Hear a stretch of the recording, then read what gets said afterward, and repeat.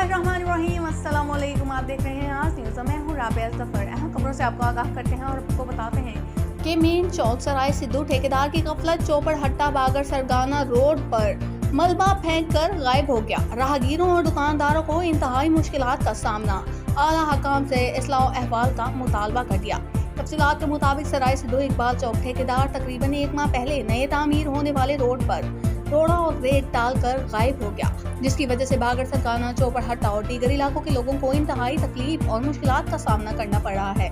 बिलखसूस इस मकाम पर दर्जनों दुकानदार पूरा दिन ट्रैफिक की रवानी की वजह से मट्टी का सामना करने पर मजबूर हैं। सराय सिद्धू, बागर सरगाना, चौपड़हट्टा के मकीनों सदर अंजुमन ताजरान, राव राशिद सनी, रहनुमा मुस्लिम लीग नून मोहम्मद इमरान शरीफ, राशिद अमजद, शाहिद इकराम, राव सुहेल, राव वाजिद, राव यूसुफ कादरी, कवि गौरी, कामरान अकरम ने आला हकाम से मुतालबा किया है कि जल्द अज जल्द रोड की मुरम्मत का काम मुकम्मल करके इन इलाकों के मकीनों की इस अज़ाब से जान छुड़वाई जाए।